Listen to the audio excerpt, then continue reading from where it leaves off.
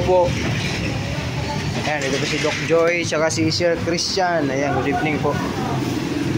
Ayan mga kadada, nandito na kami ni Orange Boy.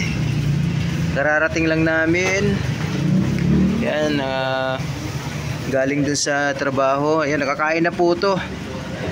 Nangapunan, pinakain ko na sila. At yun nga po, pa-check up natin kasi yung balat niya karoon siya ng allergy. Tapos yung paa niya maraming sugat-sugat eh. Kaya yun, nakadalawang balik ako ngayon guys dito kasi galing po dito si Baby Beauty, pina-check up ko din. Tapos ngayon si Orange Boy, iyak-iyak ikaw kanina, natakot siya sa biyahe. Ganun, huwag kang matakot, nandito naman si Dada. Ito si Dada, huwag kang matakot. Gawin natin. Yun o, yung balat niya. Halika.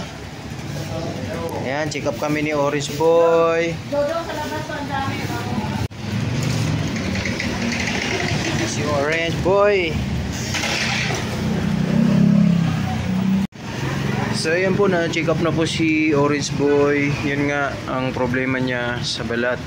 At binigyan kami ng ito, gamot. Ayan, binayaran ko na po ito. 320 yung gamot niya. Ano to, 2 times a day daw yung pahid nito. At kailangan daw si Orange Boy nito nakakular. Kasi pag hindi daw nakakular siya, masasayang lang daw. Kasi kakalmutin ang kakalmutin. So ito siya. Ito mga katulong din to guys kay Katkat sa aso ko sa bahay kasi nga may sakit sa balat din. So si Orange Boy, doon muna siya magtatambay sa bahay.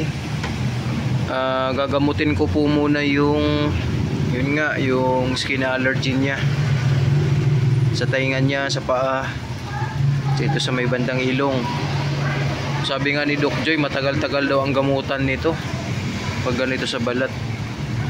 Sana mabilis gumaling siya dito. At yun nga po, bibili rin ako ng BCO.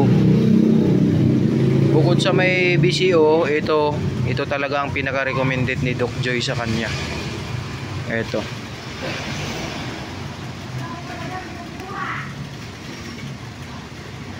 So Orange Boy, doon muna tayo sa bahay doon ka muna magpapagaling sa bahay. So yun po yung update natin mga kadada.